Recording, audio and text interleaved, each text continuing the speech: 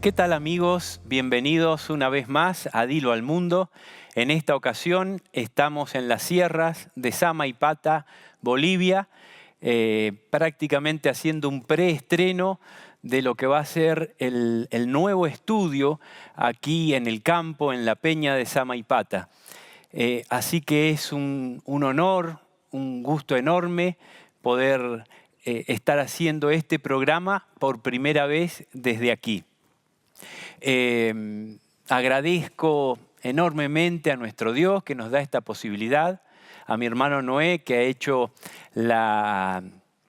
toda la instalación técnica de sonido, de luces, de cámaras y con una escenografía básica, pero tiene un gusto especial poder hablar desde aquí para donde ustedes se encuentren.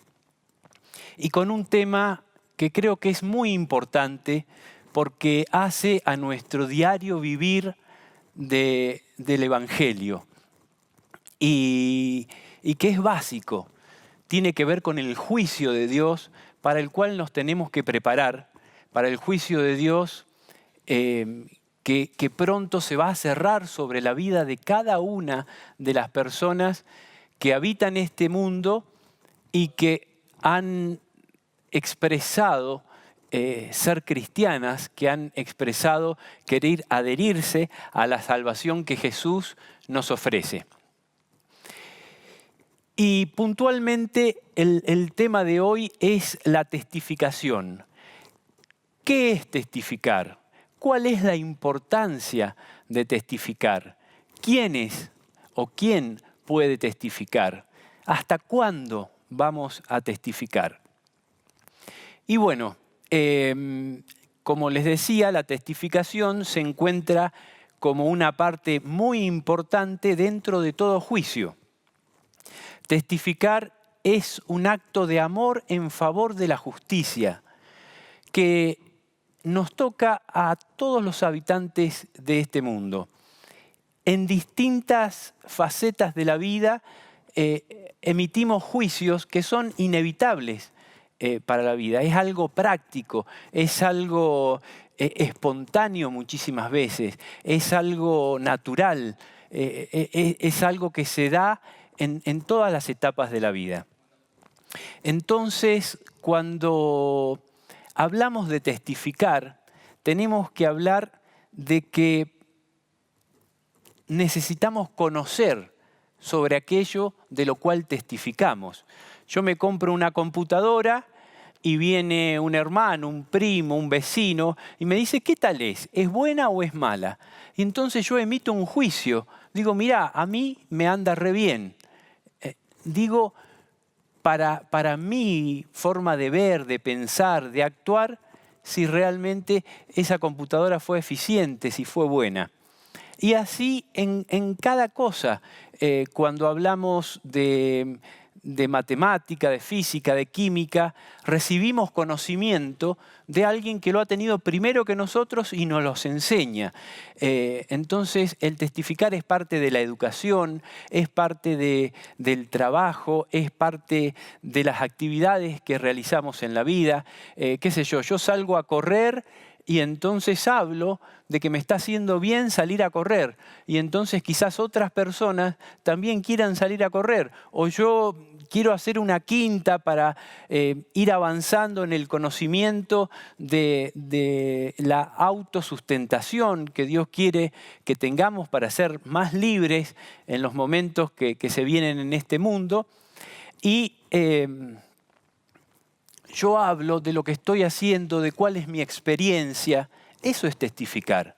Testificar es algo que se da de manera genuina, espontánea y que hace a mi vivencia. Yo no puedo testificar de lo que otros vivieron. Lo puedo hacer, pero la testificación directa, la testificación que pasa por mi experiencia es la de mayor valor. Decíamos que la testificación es un acto de amor en favor de la verdad. Y entonces lo tenemos que llevar a la práctica. Por ejemplo, vienen en la calle y asaltan a una persona. Y entonces viene la policía y me pregunta, ¿usted vio? Y entonces si yo vi el hecho, yo testifico en favor de esa persona, aunque yo no la conozca, tengo que decir la verdad. Y entonces la testificación tiene un valor que también se encuentra relacionado con la valentía. Testificar exige de nosotros valentía, exige de nosotros hasta el sacrificio, hasta distintas clases de sacrificios que pueden implicar la vida misma. Entonces uno pone sobre la balanza si realmente vale la pena testificar. Pero también la testificación es un honor.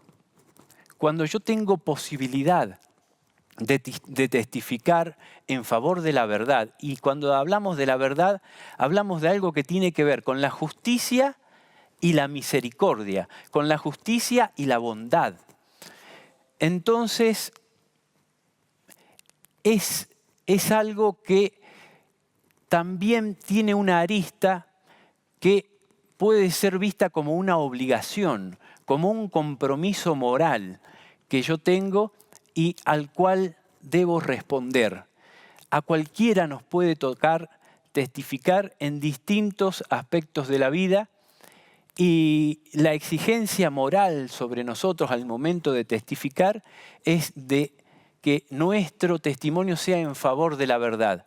Es uno de los mandamientos el no dar falso testimonio. Entonces, es importante que nosotros podamos ser una fuente que salte de vida para vida con nuestro testimonio al ser verdaderos. Pero dentro de todas las clases de testificaciones que pueden haber, hay dos testificaciones que son muy importantes, sumamente importantes. Una es la testificación que va a hacer Jesús en favor nuestro. Cuando pasemos ante el tribunal celestial, si Jesús no testifica en nuestro favor, estaremos perdidos.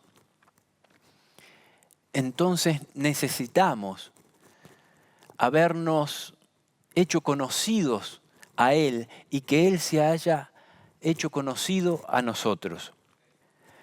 Para avanzar sobre este tema de una manera que nos puede ejemplificar de manera práctica, tenemos en la Biblia cantidad de hechos, de testimonios, que realmente nos pueden ilustrar el valor de la testificación y cómo ésta se da de una manera potente, de una manera que sirve y de una manera natural. Cuando Jesús nació en Belén, habían unos sabios de Oriente, los llamados magos. Se los conocía así porque en el pasado a todo el que conocía de ciencias, para la gente que no sabía, se lo identificaba con un adivino, con alguien que llegaba a distintos resultados y que como no se sabía cómo llegaba a ese resultado, parecía que había adivinado. Pero los verdaderos sabios no eran adivinos, sino eran estudiosos. Así le pasó a Daniel, por ejemplo, que cuando Nabucodonosor hizo un edicto para matar a todos los adivinos de Babilonia porque no sabían mostrarle qué es lo que él había soñado y la interpretación de este sueño, también lo reclutaron a Daniel para matarlo junto con todos los demás adivinos. Y Daniel no era un adivino, Daniel era un profeta de Dios, era un hijo de Dios. Y bueno, fue así, los que conocen la historia de Daniel sabrán cómo Daniel pudo recibir la revelación de qué es lo que había soñado Nabucodonosor y no solamente expresar el sueño que tuvo, sino su significado. Y esto hizo que Nabucodonosor se rindiera a los pies de ese Dios tan grande que es capaz de revelar lo profundo y lo escondido. Ese Dios que sabe todo, que es omnisapiente. Estos magos que no pertenecían al pueblo de Dios, estos magos que eran considerados paganos, venían de muy lejanas tierras. Ellos, a través de la astronomía, de estudiar las obras de la creación de Dios, especialmente las estrellas, habían visto la gloria de Dios y quisieron saber más de esto. Por eso investigaron en los distintos escritos proféticos de los hebreos y lo que tuvieron más a mano en primera instancia eran las profecías del profeta Balaam, que estuvo más de 1400 años antes de Cristo y se encuentran retratadas en el libro de Números, en el capítulo 24. Particularmente en el versículo 17 dice: «Saldrá estrella de Jacob y se levantará cetro de Israel». Cuando los magos vieron una luminosidad extraordinaria, llamativa, distinta, rara en el cielo, se pusieron a estudiar. Claro, esa luminosidad era la estrella que había aparecido a los pastorcitos, que fueron los primeros que fueron advertidos sobre el nacimiento de Jesús. Y ellos estudiaron y encontraron esta profecía de Balaam. Este profeta que muchas veces decimos, pero qué profeta tan raro, cómo Dios puede haberle revelado cosas cuando no era del pueblo de Dios. Balaam se cree que era moabita o amonita, estaba muy lejos de donde habitaba el pueblo de Dios. Y se lo cuestiona, pero Dios sabe por qué hace lo que hace, cuando lo hace y cómo lo hace. Aquí los tres magos de Oriente, como se los conoce, tuvieron gran luz a través de esta profecía. Quizás esta profecía se dio prácticamente de manera exclusiva para ellos. No era exclusiva para ellos, es para todos nosotros. Pero tuvo, digamos, una importancia singular en el cumplimiento cuando Jesús nació para con estos magos de Oriente que no eran parte del pueblo de Dios, pero investigaban sobre ese creador que había cautivado sus inteligencias.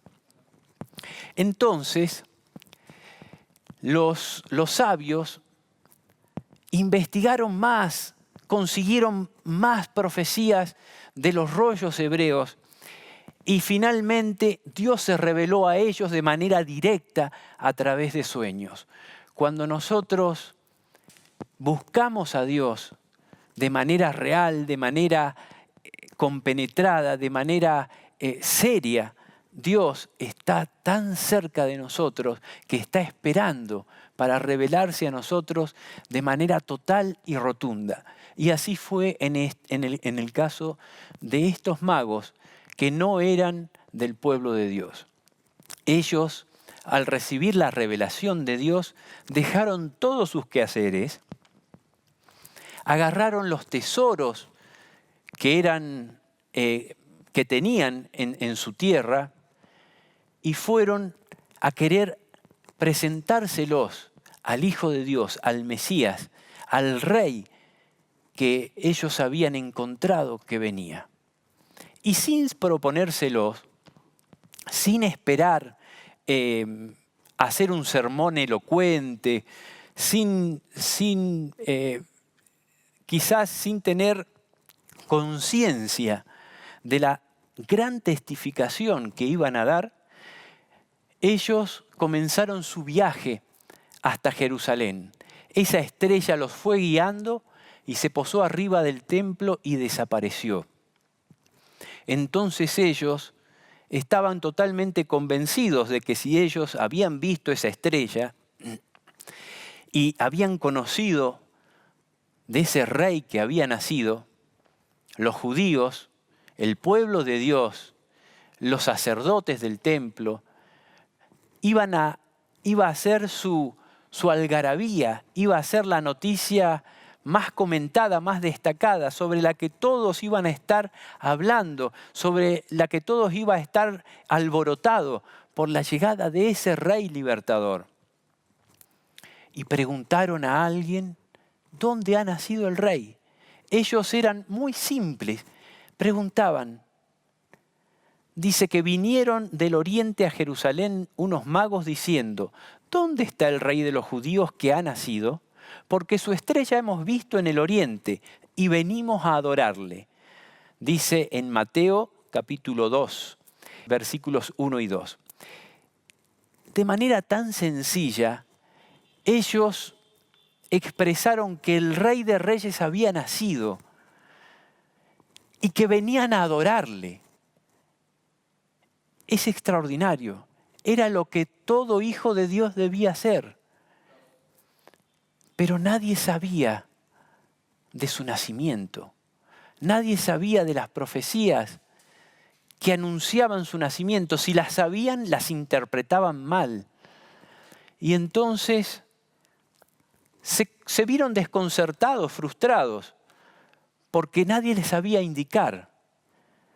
Los judíos, al ver esos camellos, con esos hombres vestidos a la manera de otra cultura, eran un espectáculo, llamaban la atención de todo el mundo, pero se sentían, digamos, ninguneados, se sentían irritados al ver que estas personas estaban interesadas en el rey de ellos, pero que ellos desconocían y ellos sí sabían. O sea, esta gente a los que ellos tenían por ignorantes, por gente que no era alcanzada por la misericordia y la bondad de Dios, ellos se tenían arriba de un pedestal, como que eran únicos para Dios.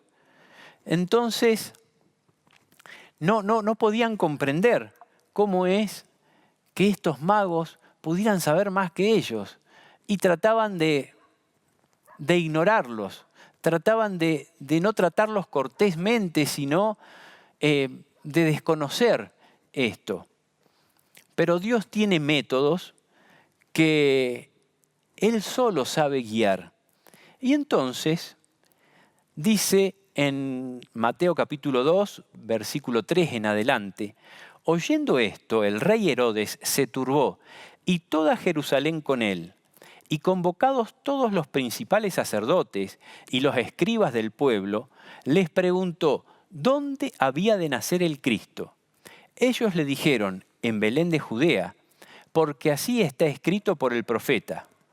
Entonces Herodes, llamando en secreto a los magos, indagó de ellos diligentemente el tiempo de la aparición de la estrella, y enviándolos a Belén dijo, id allá y averiguad con diligencia acerca del niño, y cuando le halléis, hacédmelo saber, para que yo también vaya y le adore. Los dirigentes religiosos de esa época desconocieron el testimonio de los magos. No les dieron información. Entonces Dios se las arregló para obligarlos a decir la información que ellos tenían. Tuvieron que testificar de manera obligatoria. El testificar es un deber de justicia. Si a mí me convoca la justicia, yo tengo que ir. Si no, me vienen a buscar y me obligan a testificar. Y así le pasó a estos religiosos. Los llamó el rey que los gobernaba, Herodes, una persona sumamente mala, un diablo. Pero Dios lo usó para que esta gente tuvieran que testificar. Y entonces ellos se vieron obligados a reconocer que el rey, el Mesías, nacería en Belén. Había una profecía de Miqueas que decía, está en Miqueas 5, versículo 2, pero tú, Belén Efrata, pequeña para estar entre las familias de Judá, de ti me saldrá el que será Señor en Israel, y sus salidas son desde el principio, desde los días de la eternidad. ¿Qué profeta Miqueas? Más de 700 años antes del nacimiento de Jesús, había dicho dónde nacería el Mesías, pero aparte había dado un dato tremendo. Había dicho que ese ser que nacería era eterno. Hoy, entre los religiosos de nuestra época, hay muchos que niegan la eternidad de Jesús. Es el plan del diablo tratar de bajarle el precio a Jesús, que realmente es Dios. Y es eterno como Dios es eterno. Eterno para adelante y eterno para atrás.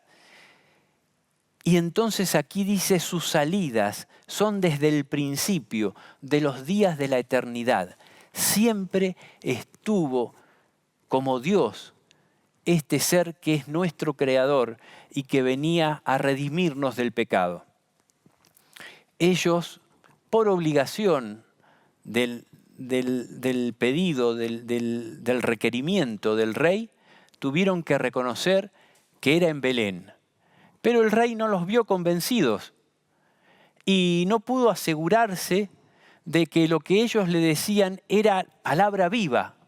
Claro, ellos sabían, ellos tenían el conocimiento, pero era un conocimiento teórico. No pasaba por sus venas, no pasaba por lo que creían. Vio a gente muerta que hablaban de algo que no tenía vida.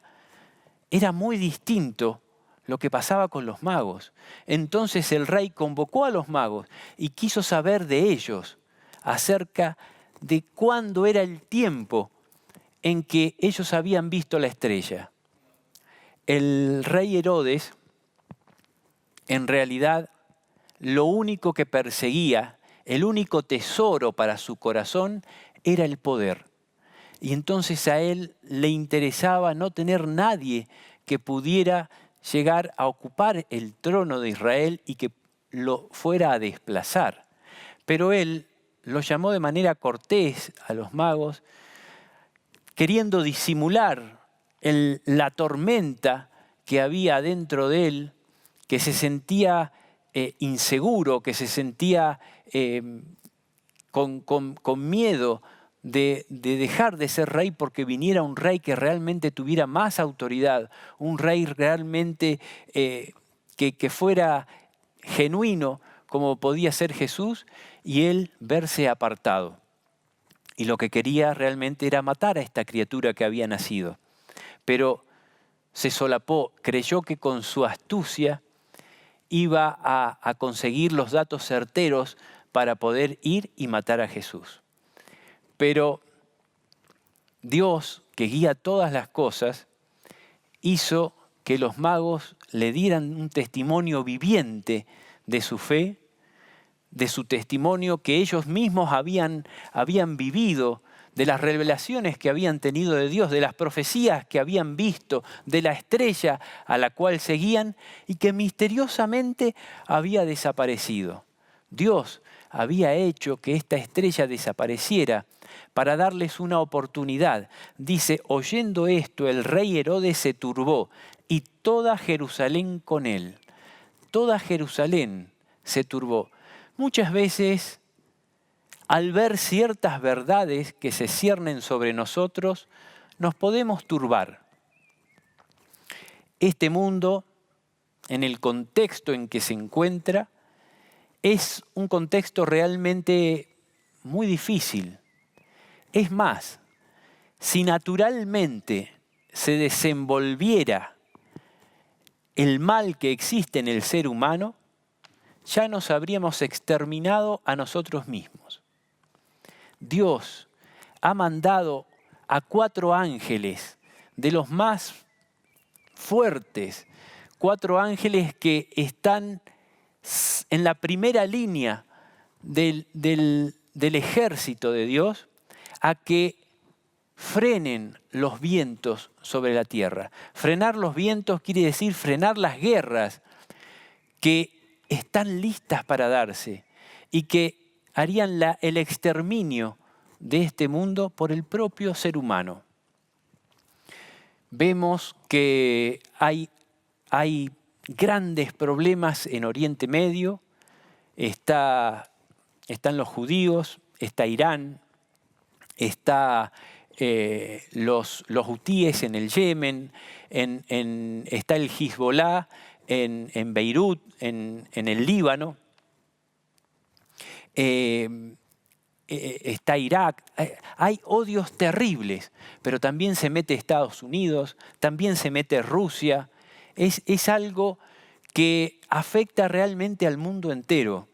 Y está todo dado para una escalada militar realmente total, que incidiría sobre todo el mundo, incidiría sobre la economía, incidiría sobre la energía, realmente traería hambre y devastación sobre todo el mundo. Y Dios, de manera misericordiosa y, digamos, fuera de lo natural, porque lo natural sería que ya se hubieran desatado terribles tempestades que no se podrían parar.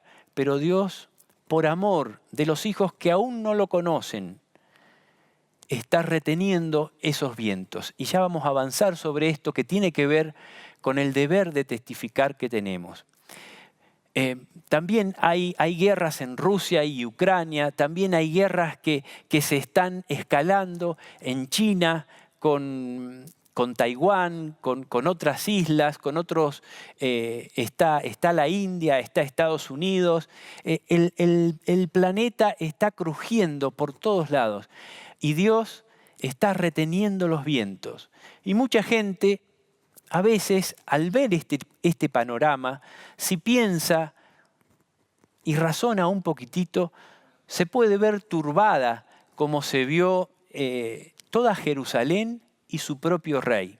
Pero la turbación no nos lleva a nada si realmente no nos interesa saber quién es el rey que pronto viene a nuestro mundo.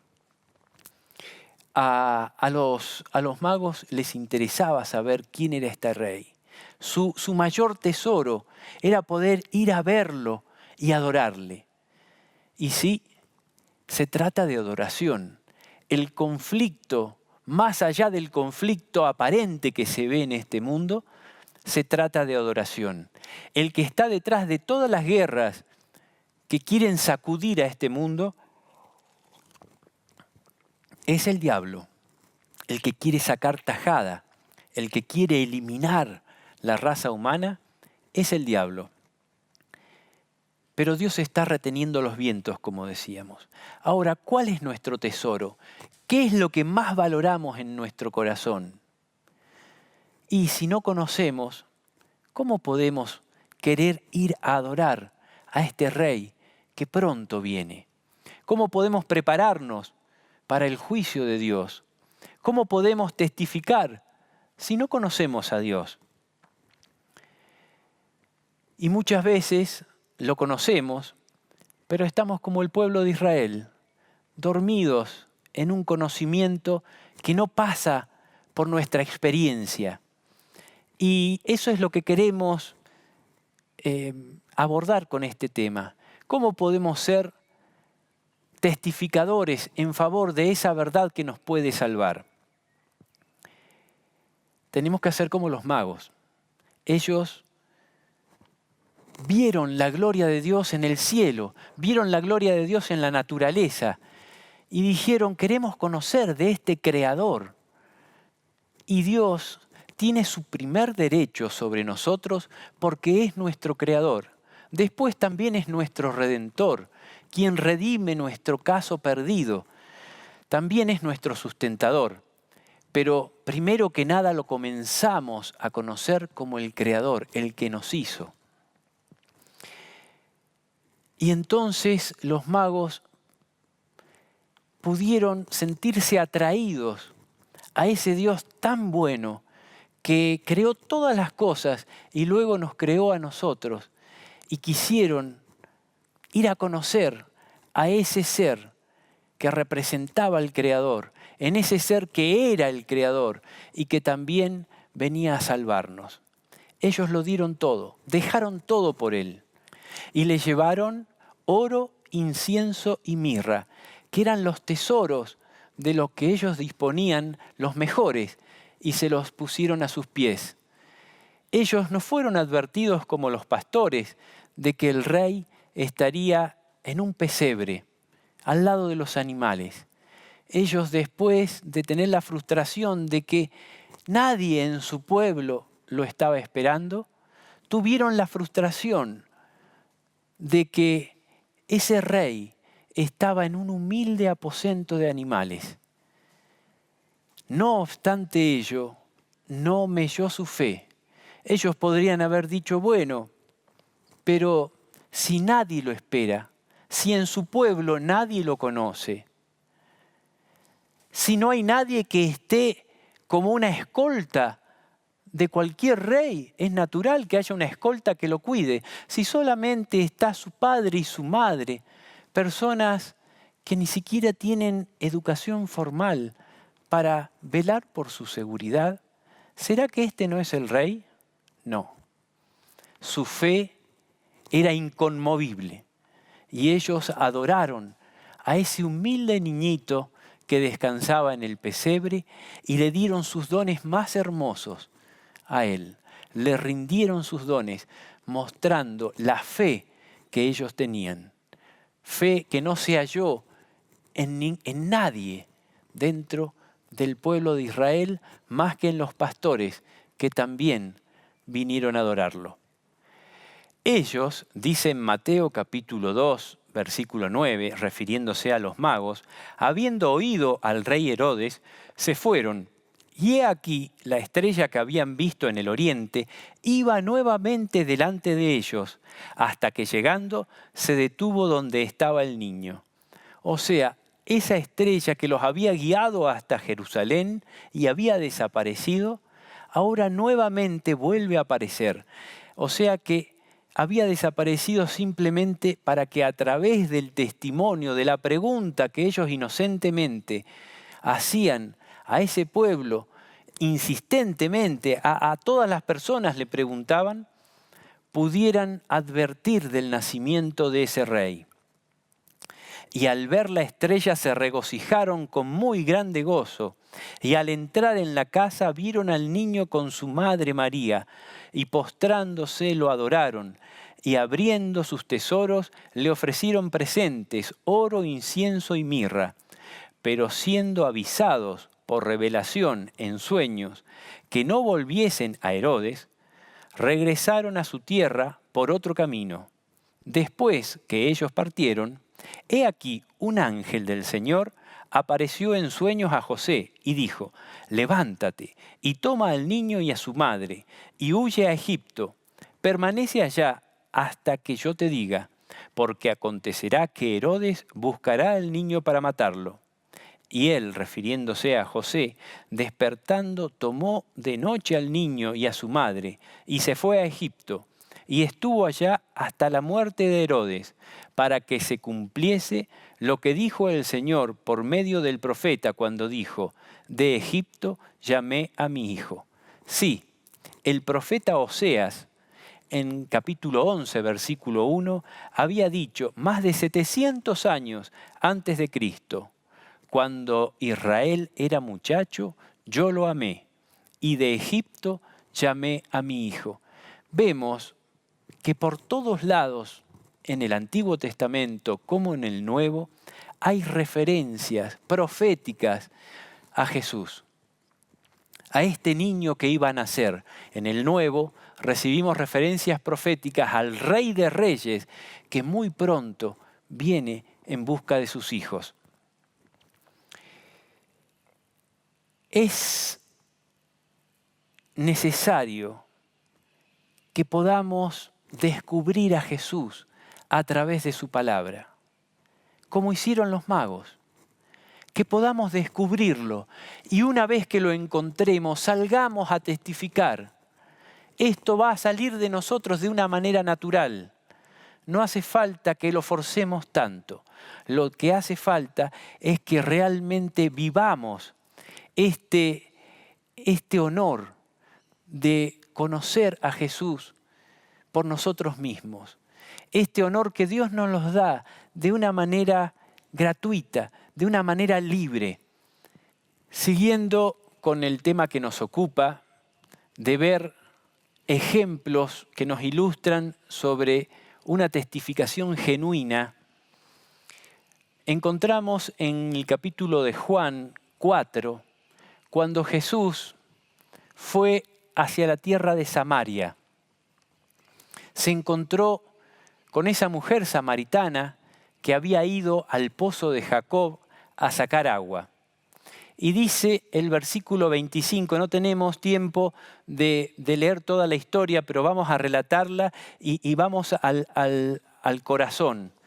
Dice, le dijo la mujer samaritana a Jesús, sé que ha de venir el Mesías llamado el Cristo. Cuando Él venga, nos declarará todas las cosas. Jesús le dijo, yo soy el que habla contigo. Entonces la mujer dejó su cántaro y fue a la ciudad y dijo a los hombres, venid, ved a un hombre que me ha dicho todo cuanto he hecho. ¿No será este el Cristo? Entonces salieron de la ciudad y vinieron a él. Vemos en el relato bíblico que Jesús, después de haber caminado por ese terreno desértico, cansado, estaba esperando junto al pozo que alguien le pudiera ayudar a sacar agua porque no tenía un cántaro. Los discípulos se habían ido a comprar alimento al pueblo. Él estaba, como quien dice, en las afueras. Pero el Espíritu de Dios lo había guiado ahí para mostrar el amor de Dios a una gente que era despreciada, a un pueblo que era despreciado dentro de su pueblo. Los judíos tenían a los samaritanos como gente que realmente no merecía el amor de Dios, como gente de un estatus inferior, como si fueran impuros. Y realmente ellos procedían también de su mismo padre Jacob, pero se habían mezclado con otras etnias, con otros pueblos, y entonces por eso habían sido excluidos del pueblo de Dios.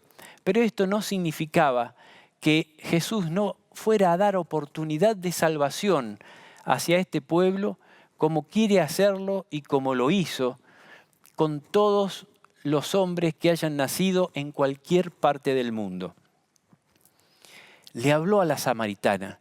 Dice que si Jesús le hubiera ofrecido algo, ella le podría haber negado cualquier ofrecimiento porque como provenía de un hombre desconocido, lo más natural es que el ser humano niegue por una razón de seguridad.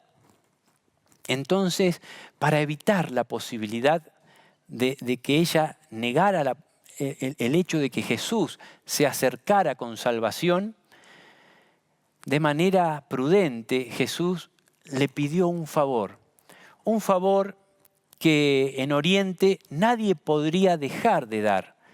Los árabes, cuando se trata de ser gentil, de ofrecerle agua a una persona sedienta, hacen cualquier esfuerzo porque es un tema de cortesía que habla de ellos mismos como seres educados, como seres que realmente tienen un principio de solidaridad, de amor, que Dios ha puesto en el ser humano y que es básico.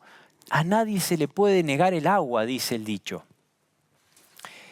Pero la mujer esta vio por sus rasgos, por su forma de ser, por su vestimenta, que era un judío. Y era una mujer que realmente no tenía tapujos, que hablaba de manera sincera. Y le dijo, pero ¿cómo tú, siendo judío, hablas conmigo para pedirme un favor? Claro, los discípulos habían ido a comprar al pueblo de Samaria y eso estaba permitido negociar cuando era conveniente con los samaritanos, pero no hacerse favores o pedir favores. Entonces a la mujer le llamó mucho la atención porque era algo disruptivo, como se dice ahora, que un judío hablara con un samaritano de manera amigable y mucho menos que le pidiera un favor. Y entonces cuando la mujer habló, le permitió a Jesús decirle lo que él realmente quería decirle. Y le dijo, si supieras quién te está pidiendo agua, tú le pedirías agua que saltaría en ti para vida eterna. Y la mujer ahí se sintió como perdida. ¿Qué es este agua que me está ofreciendo? Si ni siquiera tiene un cántaro para sacar de este pozo. ¿Qué es lo que me está queriendo decir? Y entonces sus pensamientos se hicieron palabras y le dijo, Señor, no tienes con qué sacarla, pero ¿cuál es ese agua que me quieres dar? Dame de ese agua, así no tengo que venir a sacar a cada rato. Era un trabajo realmente importante, venir a buscar agua para llevarse, para tomar, para lavar, para los animales. Era un trabajo realmente penoso.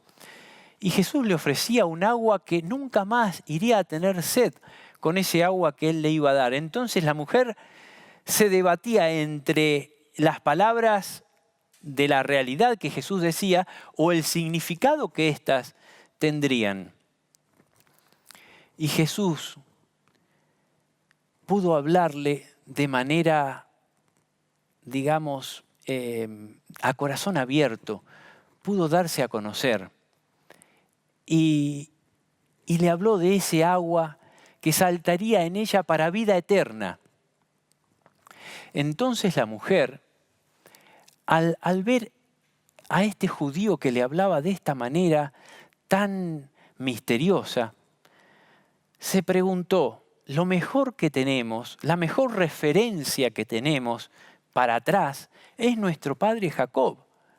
En él nos referenciamos para tener fe, en él nos referenciamos para querer ser aceptos ante Dios, porque sabemos que nuestro padre era creyente y Dios lo reconocía. Entonces, aunque a nosotros no nos reconozcan los judíos, aunque seamos despreciados, sabemos que somos hijos de Jacob. Ahora, este judío me viene a hablar de un agua distinta. ¿Podrá ser más que el agua que nos legó nuestro padre Jacob a través de este pozo? Entonces Jesús, para mostrarle que él conocía su vida, que él era su creador, de una manera sabia, le dijo, ve y busca a tu marido. Y la mujer, que se había sentido ante los ojos de alguien que la miraba de manera transparente, que sabía todo sobre ella, quiso decir, no, yo no tengo marido, como para ocultar un pasado que no hablaba bien de ella. Y Jesús, mostrando que sí, que era real esto de que él la veía de manera transparente, pero a la vez mostrando que él no la juzgaba negativamente, sino que la quería salvar, le dijo, bien has dicho, porque 5 maridos has tenido y el que ahora tienes no es tu marido. Entonces la mujer le respondió, Señor, me parece que eres profeta. Y cambiando el tema, porque no se sentía todavía bien de enfocar la conversación en esa vida pasada que ella sentía que la condenaba, le quiso salir con un tema teológico. O sea, si esta persona que tenía enfrente de ella era un profeta, bueno, entonces hablemos de un tema teológico que es motivo de discusión y salgamos del tema de mi vida personal que realmente me condena.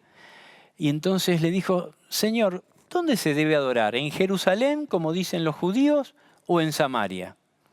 Jesús le aceptó el reto y le dijo, mire, la salvación viene de los judíos. Claro, el Salvador, el Mesías, vendría de los judíos. Pero, le dice Jesús, viene la hora, y ahora es, cuando los verdaderos adoradores adorarán al Padre en espíritu y en verdad. O sea, ya no habría un lugar, le dijo, ni en Jerusalén ni en Samaria, sino donde fuera, pero que sea en espíritu y en verdad. Y entonces la mujer le dijo, bueno, cuando venga el Mesías nos aclarará todas estas cosas. Y Jesús le dijo, con él estás hablando. Es ahí cuando en versículo 28 y al 30 de Juan 4, dice, entonces la mujer dejó su cántaro y fue a la ciudad y dijo a los hombres, venid y ved a un hombre que me ha dicho todo cuanto he hecho. ¿No será este el Cristo? Entonces salieron de la ciudad y vinieron a él. Vemos cómo Jesús pudo hablar con esta samaritana de manera cristalina y pudo revelarse como el Mesías, así en una conversación sencilla, en una conversación de corazón a corazón. Esta mujer explotó su corazón, explotó su mente al hablar con Jesús. Dejó su cántaro, se olvidó de ser cortés con él y de sacarle y darle agua, que era lo que con todo amor hubiera hecho, pero había algo que reventó su posibilidad de pensar y salió corriendo a llamar a los de su pueblo, a llamar a sus vecinos, a sus parientes, a llamar a todos.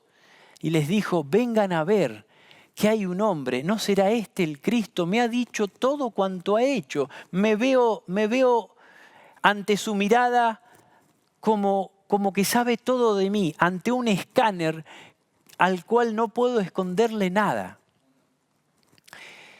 Y así fue que no solamente ella fue bendecida con ese agua que saltaría para vida eterna, sino que vinieron de la ciudad y sintieron a Jesús. Y sintieron lo mismo que sintió esta mujer. Y le dijeron, quédate con nosotros. Y Jesús se quedó 2 días en Samaria, dándoles a conocer las verdades que podían salvarlos, las verdades que los hacían salvos. Los discípulos vinieron y vieron a Jesús hablando con los samaritanos y no lo podían creer. Era algo que no era permitido. Era algo para lo que habían recibido una educación, para lo que habían recibido una cultura de que esto no era lícito. Y veían a su maestro rompiendo con esta clase de mandatos humanos que discriminaban al pueblo de los samaritanos. Los discípulos tampoco supieron qué hacer. Y Jesús les estaba enseñando con el ejemplo lo que ellos deberían hacer luego. De esta manera, los discípulos tuvieron una primera enseñanza de que Dios no hace acepción de personas, de que el amor de Jesús es para todos, sin discriminación de sexo, de edad, de religión, de pueblo. Jesús pudo revelarse como el Mesías y pudo bendecir a este pueblo de una manera que no lo pudo hacer con su propio pueblo. Siguiendo con otro ejemplo que realmente nos enseña mucho, en el libro de Hechos capítulo 2 nos dice, todos fueron llenos del Espíritu Santo y comenzaron a hablar en otras lenguas según el Espíritu les daba que hablaran.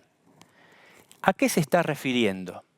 Cuando Jesús se fue, les prometió que les daría el Consolador y que les daría un poder especial para poder llevar su palabra a todo el mundo. Y les dijo que se concentraran, que estuvieran en el aposento alto, reunidos de manera unánime, pidiendo por el Espíritu Santo. Y llegado el momento, el Espíritu Santo fue sobre ellos. Fue algo extraordinario. Vamos a leer unos versículos más. En el versículo 17 en adelante, Pedro habla citando a Joel, que dice, y en los postreros días, dice Dios, derramaré mi espíritu sobre toda carne, y vuestros hijos y vuestras hijas profetizarán, y vuestros jóvenes verán visiones, y vuestros ancianos soñarán sueños. Y de cierto, repite, sobre mis siervos y sobre mis siervas, en aquellos días derramaré mi espíritu y profetizarán. Y daré prodigios arriba en el cielo, y señales abajo en la tierra, sangre, fuego y vapor de humo. El sol se convertirá en tinieblas y la luna en sangre, antes que venga el día del Señor, grande y manifiesto, y todo aquel que invocare el nombre del Señor será salvo. Este texto que está en Joel, que fue profeta 800 años antes del nacimiento de Cristo, ya estaba profetizado sobre el Espíritu Santo que descendería sobre toda carne, sobre los siervos, sobre los niños, sobre los viejos. Y fue efectivo en el Pentecostés, en los días de los discípulos. Dice la Biblia que se hallaban en Jerusalén personas de todas las naciones que había sobre la tierra. Dios, que realmente tiene un poder que excede a todo lo que podemos pensar, hizo que vinieran a Jerusalén emisarios de Él, hijos de Él, que no lo conocían aún como debían conocerlo, pero que se sentían atraídos, que Dios los atraía con su amor. Y entonces allí, a través del Espíritu Santo en los discípulos, hizo este milagro, que dice que cada uno los sentía hablar en su propio idioma, según el Espíritu les daba que hablasen. Acá tenemos otro aspecto de la testificación. La tiene que guiar el Espíritu de Dios. Pedro, que es el que nos habla aquí, había tenido una experiencia personal con Jesús, pero no se había quedado en que había tenido solamente una experiencia personal. No se había quedado en ese hombre rudo al que Jesús llamó, sino que había leído las Escrituras, de manera que aquí relata de memoria lo que decía el profeta Joel. ¿Y por qué lo relata? Porque, como siempre, hay algún incrédulo que al ver este milagro y al ver que los discípulos hablaban en lenguas, pensaron que podían estar, al no conocer esas lenguas, algunos de los que, seguramente quizás de los judíos, dijeron, estos están borrachos, ¿qué les pasa? ¿En qué idioma están hablando? Y entonces Pedro le llamó la atención aclarando que esto era un fruto del Espíritu Santo y del poder de Dios. Vemos que ese hombre que en un momento había sido un hombre quizás bruto, quizás rudo, ahora era un teólogo que podía dar una respuesta con la palabra de Dios. No se había quedado solamente en la experiencia personal con Jesús, sino que sabía las Escrituras del Antiguo Testamento. Pasando a otro ejemplo que es realmente ilustrativo, vemos en Primera de Reyes, capítulo 17, que dice, entonces Elías Tisbita, que era de los moradores de Galaad, dijo a Acab, Acab era el rey de Israel, vive Jehová, Dios de Israel, en cuya presencia estoy, que no habrá lluvia ni rocío en estos años, sino por mi palabra. Qué fe la de Elías, qué convicción. Él no veía en primer lugar a este rey, no veía en primer lugar su propio pellejo que corría riesgo de que lo mandaran a matar. Él veía a Dios. Vive Jehová Dios de Israel en cuya presencia estoy. Es lo que él veía.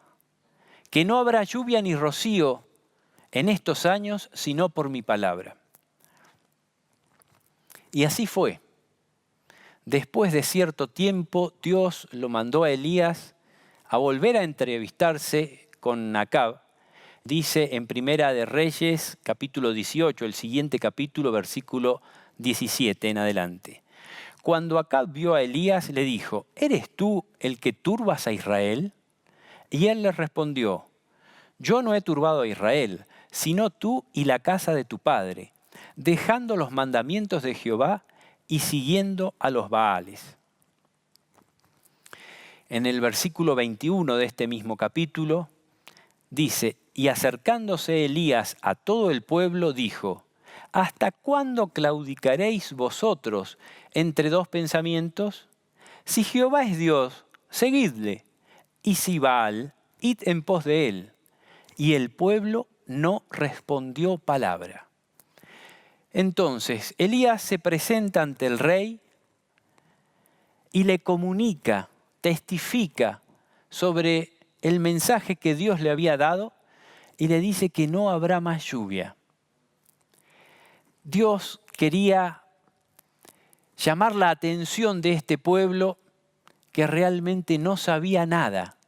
Cuando Elías hace que Acab convoque a todo el pueblo al monte Horeb y les pregunta, ¿hasta cuándo van a estar claudicando entre seguir a Dios y seguir a Baal? ¿Hasta cuándo? Le dice Elías dirigiéndose al pueblo, interpelándolo. Si Jehová es Dios, síganlo. Y si Baal es Dios, síganlo a Baal. Pero decídanse. Y el pueblo no emitió palabra. Quiere decir que el pueblo estaba tan perdido que realmente no sabía quién era realmente el Dios verdadero. ¿Saben quién era Baal? Baal era el dios del clima. ¿No nos hace referencia a lo que le está pasando al mundo cristiano en nuestros días? Baal era el dios de la lluvia, el dios de la fertilidad. Baal era el dios sol. Y atrás de este dios estaba el pueblo de Israel, desde su rey hasta abajo. Y entonces Dios, para llamar la atención de este pueblo, cerró el cielo para que no lloviera, para mostrar que Baal no tiene ningún poder. Y entonces le rogaban a su Dios, pero no llovía. No llovió en el pueblo de Israel por 3 años y medio. En su gran amor, Dios envía llamados de atención a su pueblo. Y qué importante es que sus hijos puedan testificar. Estos ejemplos que venimos analizando de los magos, de la mujer samaritana, del Espíritu de Dios cuando se derramó en sus discípulos para hacer llegar hasta la última de la tierra el conocimiento de la venida de Jesús y del Evangelio. Ahora Elías nos muestra la necesidad de este mundo, del testimonio que los hijos de Dios deben llevar a un pueblo que se encuentra extraviado, que se encuentra totalmente perdido. Aquí Elías testifica como realmente un valiente de Dios debe hacerlo, yendo a donde Dios le manda, hablando con el que Dios le mande. Acá vemos la autoridad de Dios en Elías. No era Elías, era Dios a través de Elías. Así debe suceder con nosotros en estos días. Elías se presenta ante el rey. Elías le exige al rey que convoque al pueblo y a todos los profetas de Baal y de Acera. Eran casi 450 profetas de Baal y 400 profetas de Acera. Entonces Elías, para infundir fe en el pueblo, para que el pueblo tuviera una señal realmente, digamos, inequívoca, dice, vamos a ver quién es Dios.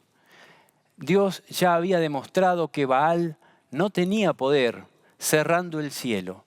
Y entonces ahora el que conteste por fuego consumiendo un sacrificio, ese va a ser el Dios verdadero y ustedes lo podrán ver.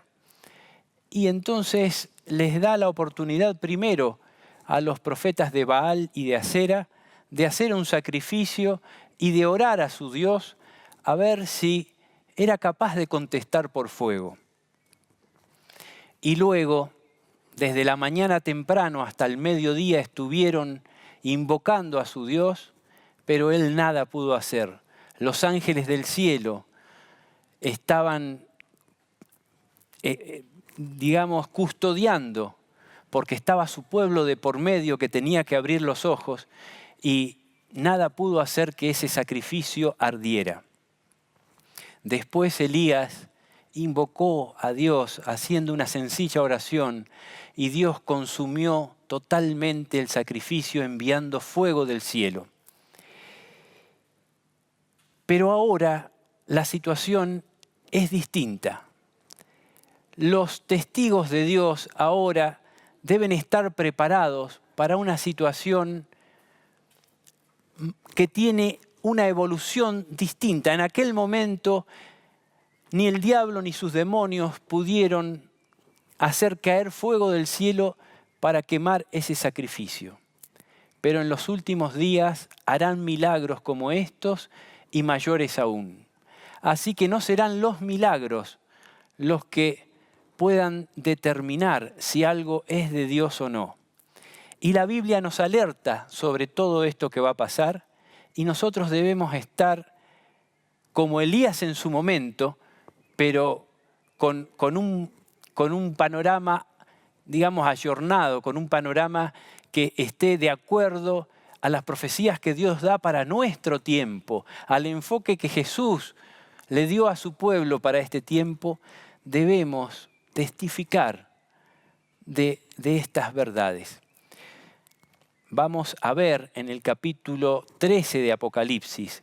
Después vi otra bestia que subía de la tierra y tenía 2 cuernos semejantes a un cordero, pero hablaba como dragón y ejerce toda la autoridad de la primera bestia en presencia de ella y hace que la tierra y los moradores de ella adoren a la primera bestia, cuya herida mortal fue sanada.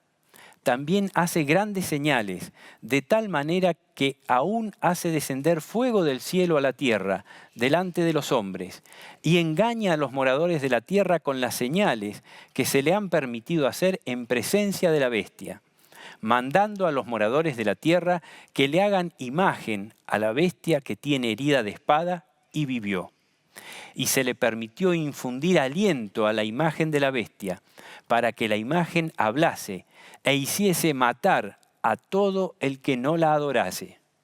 Y hacía que a todos, pequeños y grandes, ricos y pobres, libres y esclavos, se les pusiese una marca en la mano derecha o en la frente, y que ninguno pudiese comprar ni vender, sino el que tuviese la marca o el nombre de la bestia, o el número de su nombre. Cuando estudiamos las profecías, vemos que hay una sucesión de imperios que terminan con el Imperio Romano, que es el último imperio mundial que se consolidó en la tierra. La herencia del Imperio Romano es tomada por una iglesia.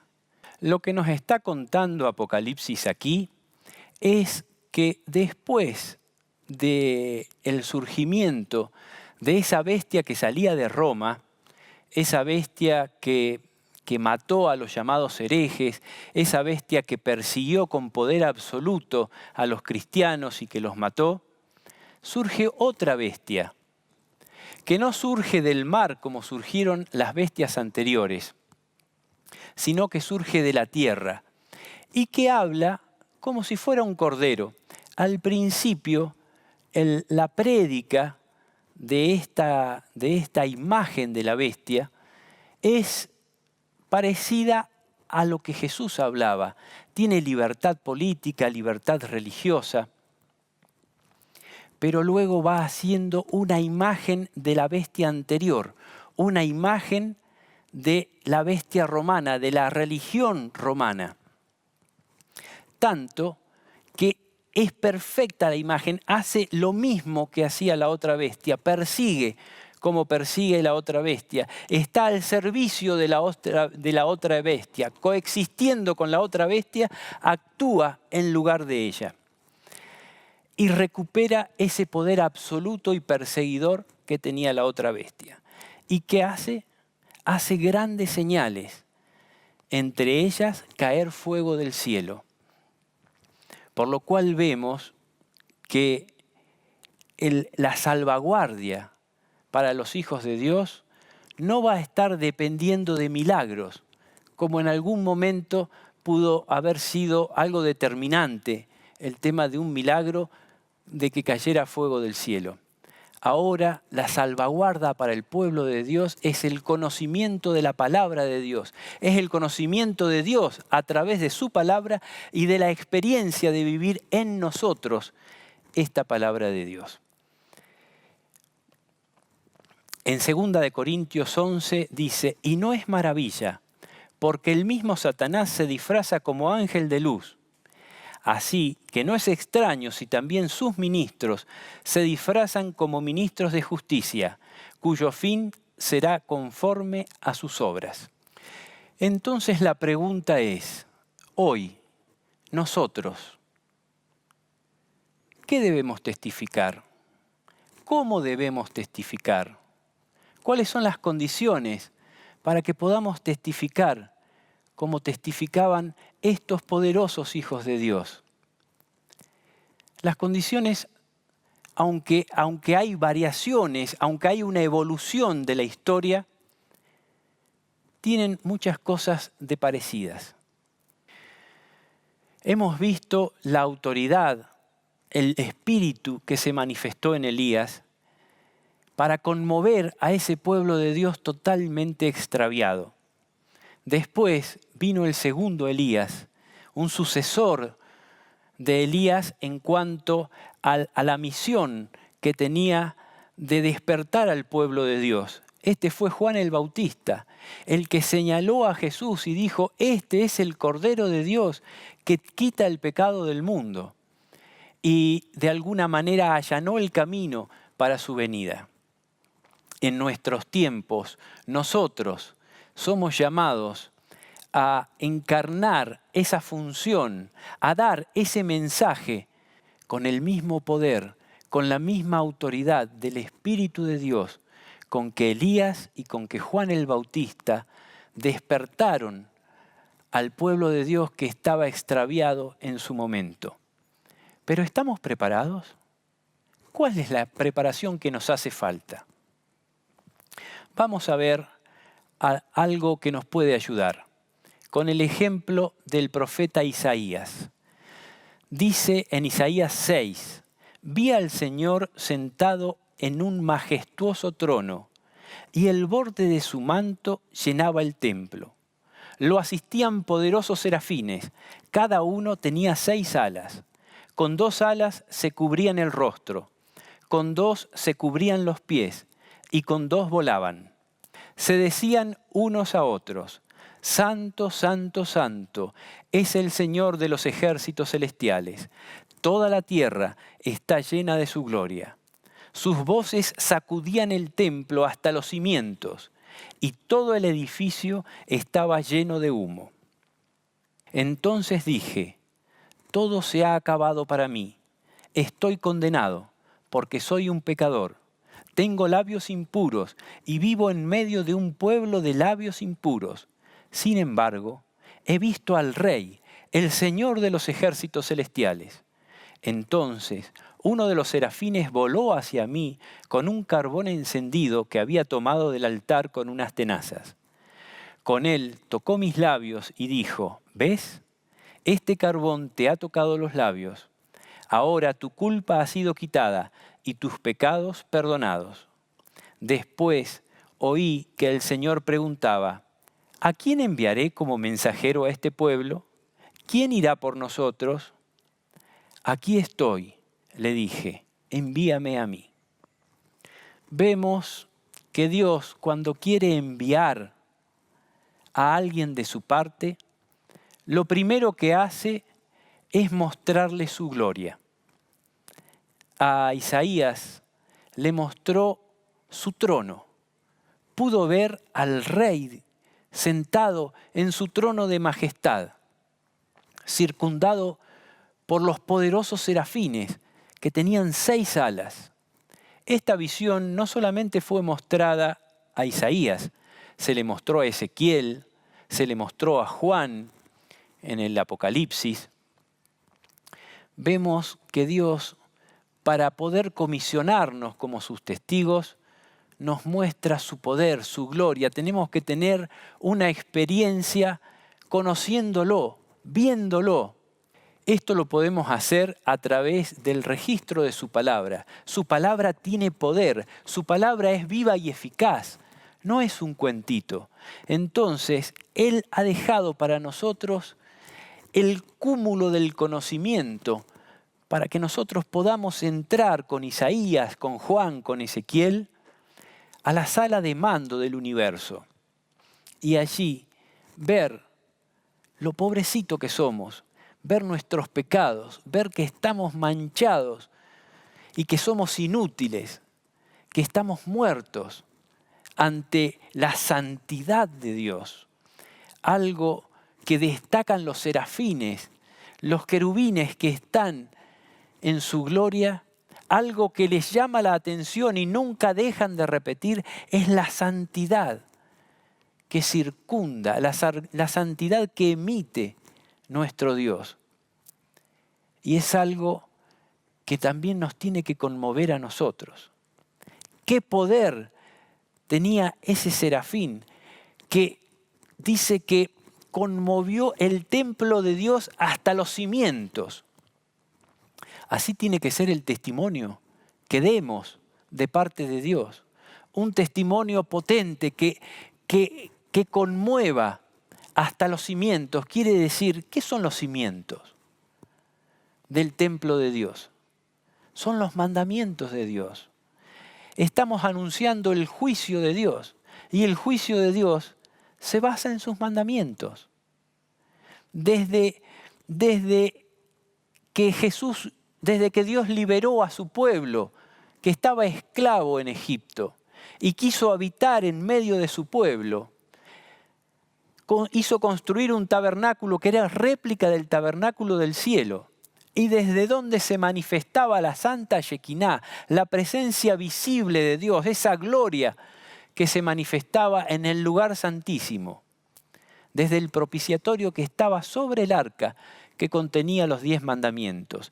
Esa santidad procede de su carácter y su carácter se expresa a través de su ley, de los 10 mandamientos.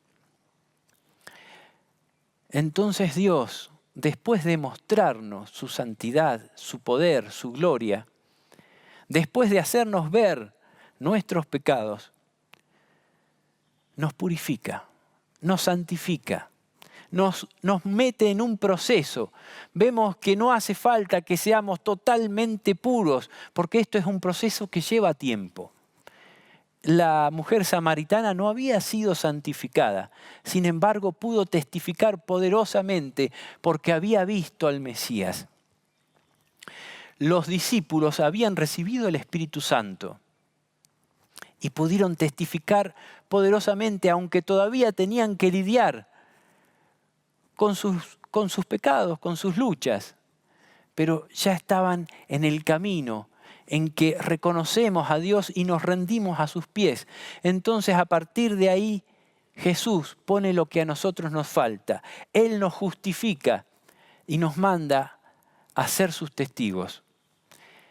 Y nosotros tenemos el poder de nuestra libertad y de nuestra voluntad para decir, sí, Señor, heme aquí, o hacernos los distraídos.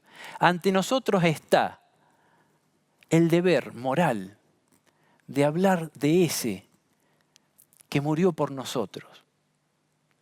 La importancia de ser testigos es impresionante.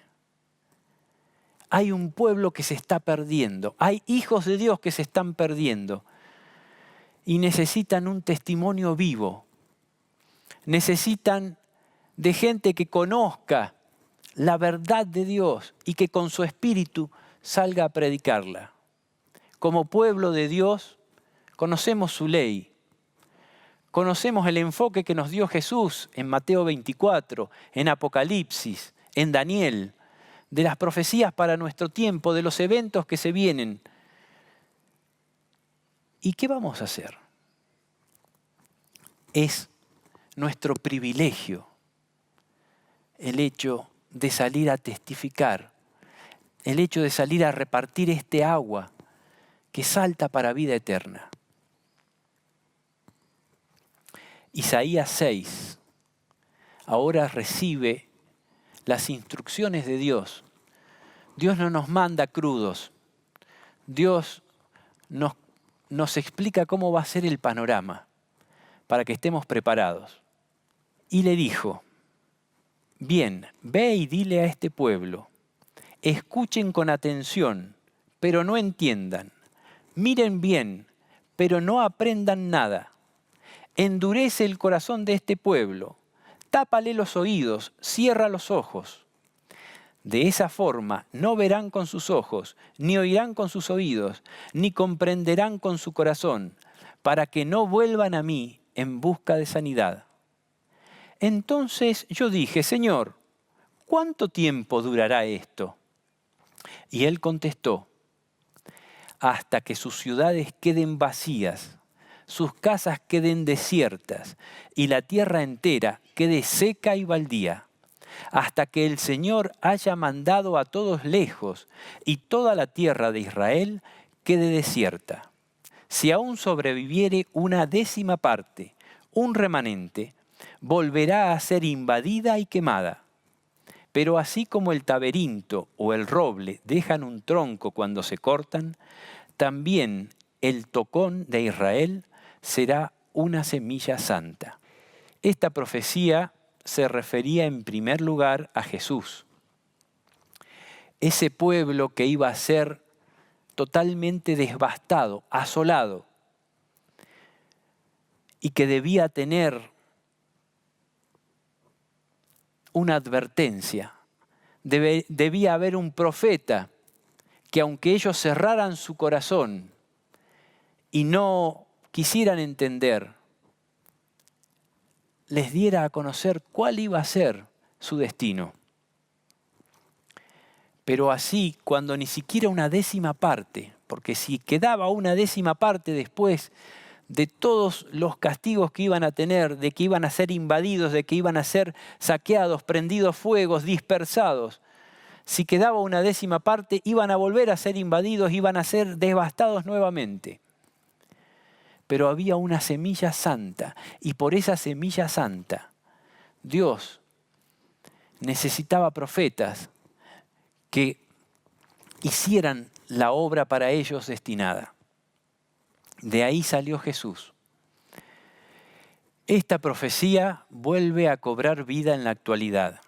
El pueblo de Dios, como el pueblo judío en su momento, se encuentra totalmente en las antípodas de lo que Dios quiere y necesita que profeticemos nuevamente, advirtiendo de las cosas que vienen, advirtiendo de las plagas, advirtiendo de las trompetas, invitando a conocer el libro de Apocalipsis.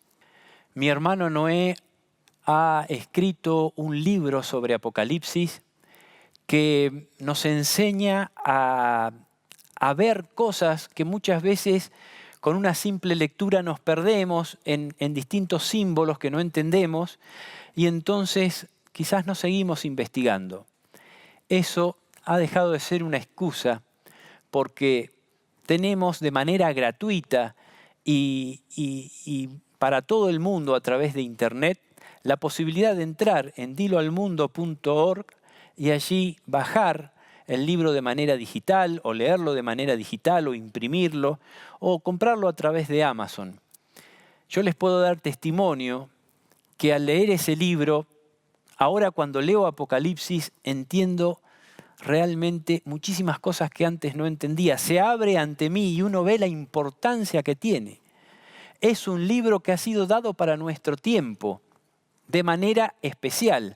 Apocalipsis está abierto y es de provecho para los hijos de Dios desde que se reveló. pero especialmente para los tiempos que vienen. No podemos desconocer el mensaje de Dios para este tiempo. Y es nuestro reto. Les aseguro que el diablo va a poner 1000 barreras para que no tengamos tiempo, para que empecemos y no continuemos. Pero Dios nos llama y como los magos de Oriente dejaron todo y fueron a ver y adorar al Mesías, nosotros debemos incorporar este conocimiento que nos permita adorar a Dios en espíritu y en verdad, como Él quiere que lo adoremos, y que nos permita impartir a un mundo perdido, impartir a una iglesia de Dios que se encuentra ciega, como se encontraba el pueblo de Israel, las verdades que Dios nos está mandando a testificar como lo mandó a Isaías.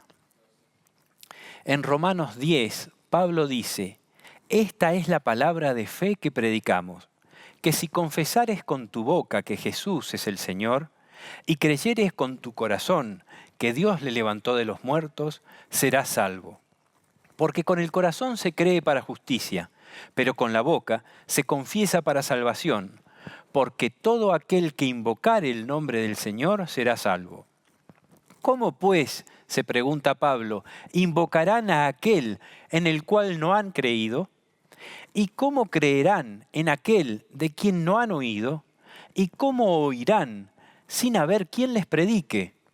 ¿Y cómo predicarán si no fueren enviados? Como está escrito: cuán hermosos son los pies de los que anuncian la paz, de los que anuncian las buenas nuevas. Mas no todos obedecieron al Evangelio, dice Isaías, y Pablo lo cita. Señor, ¿quién ha creído a nuestro anuncio? Así que la fe es por el oír, y el oír por la palabra de Dios. Entonces, acá Pablo relaciona el hecho de creer con el hecho de confesar lo que creemos. Y el hecho de confesar lo que creemos está ligado también con la obediencia, mas no todos obedecieron al Evangelio. Yo no puedo predicar un Evangelio el cual no produce un cambio en mí, el cual no produce obediencia en mí.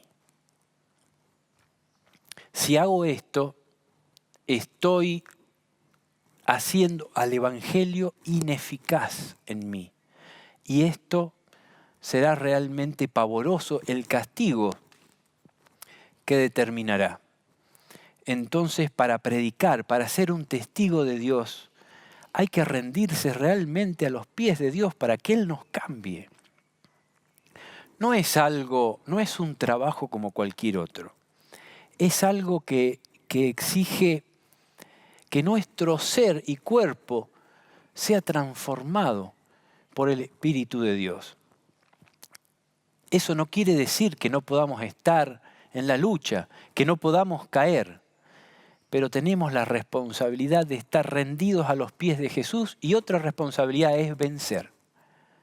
Podemos caer, podemos tener un problema, un error, un pecado, pero inmediatamente vayamos a los pies de Jesús y Él nos restituye. Y agarrémonos de Él, permanezcamos en la vid como Jesús nos manda a permanecer en la vid, para que realmente podamos producir los frutos y el Evangelio pueda ser vivo en nosotros. Mateo 28, versículo 18. Y Jesús se acercó y les habló diciendo: toda potestad me es dada en el cielo y en la tierra. Por tanto, id y haced discípulos a todas las naciones, bautizándolos en el nombre del Padre y del Hijo y del Espíritu Santo, enseñándoles que guarden todas las cosas que os he mandado. Y he aquí, yo estoy con vosotros todos los días hasta el fin del mundo. Amén, así sea. ¿Qué quiere decir esto?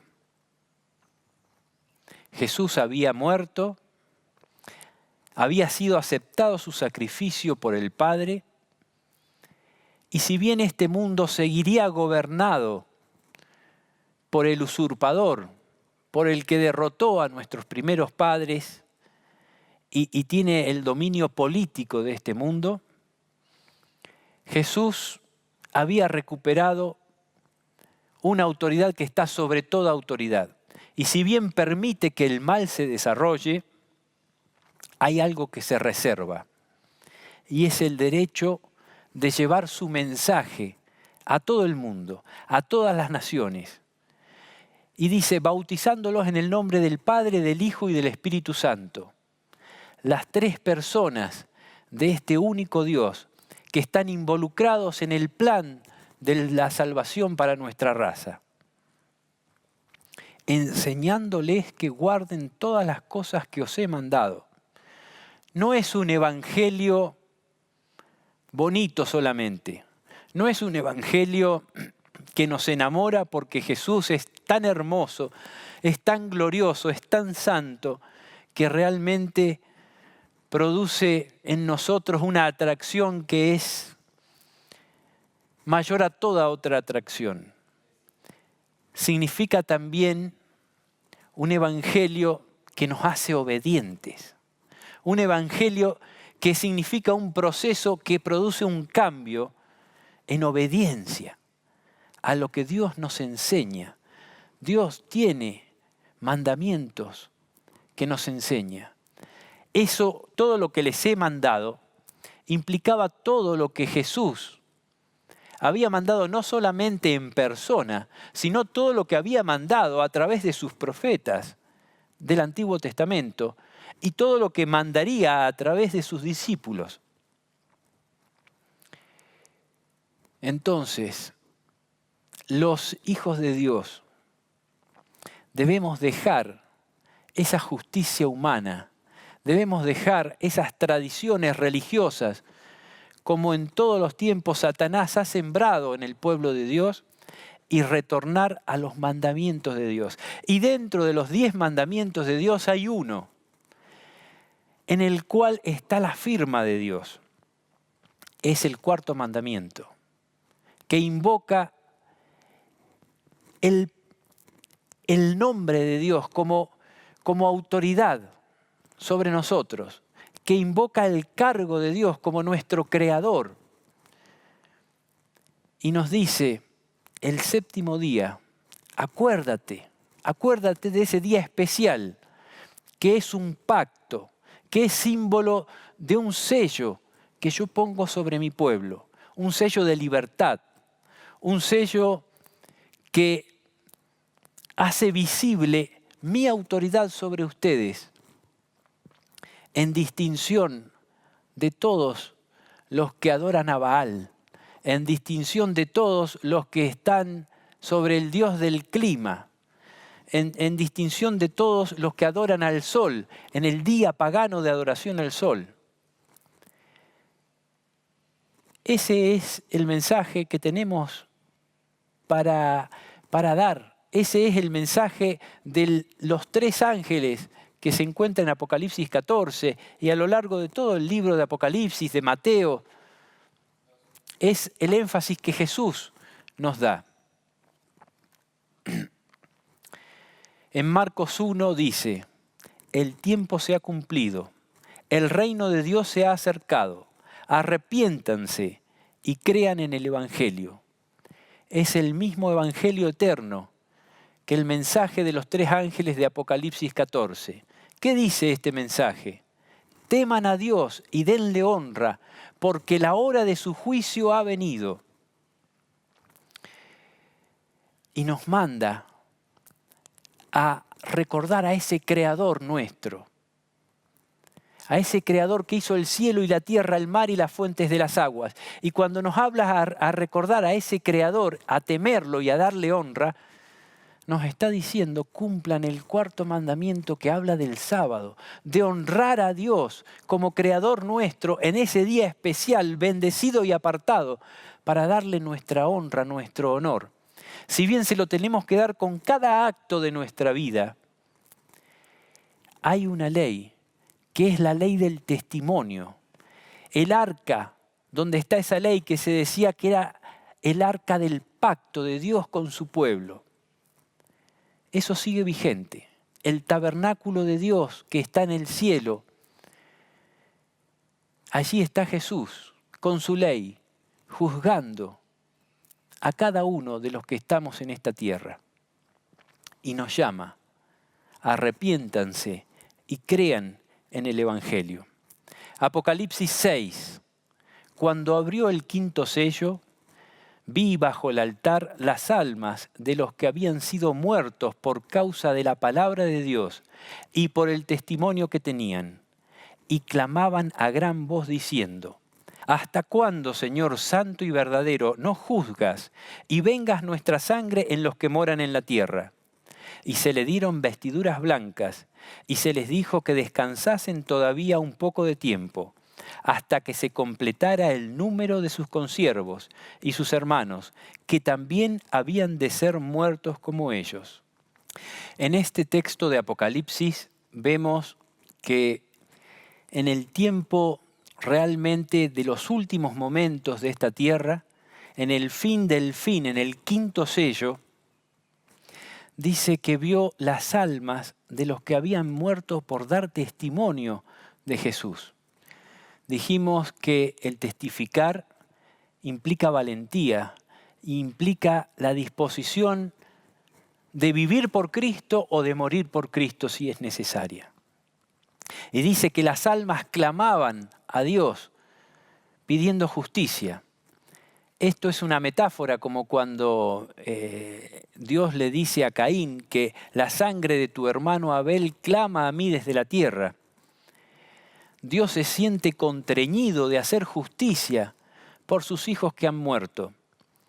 Pero también Dios ama a esos hijos que todavía necesitan recibir el testimonio y no lo han recibido. Entonces Dios dice: esperen un poco de tiempo. Todavía se necesita que otros hijos testifiquen dando su vida, porque es la única forma de que otros puedan realmente ser llamados. Vean el testimonio de los mártires dando su vida por Jesús, y entonces es la única forma en que pueden ser llamados y ser salvos. Vemos aquí en Apocalipsis un detalle de lo que muestra todo Apocalipsis, que es cómo Dios hace lo que sea por sus hijos. Si tienen que morir hijos de Dios para que otros puedan ser salvos, así va a ser. Si tienen que morir millones para que otros puedan tener la posibilidad de ser salvos, así va a ser.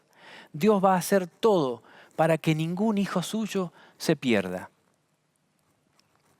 Dice que se le dieron vestiduras blancas. Quiere decir que esos mártires ya han sido juzgados positivamente, ya han sido juzgados para puestos inscriptos en el libro de la vida. Y se les dijo que esperaran un poco de tiempo. Qué bueno sería poder vivir por Cristo. Qué bueno sería poder morir si Dios nos los pide.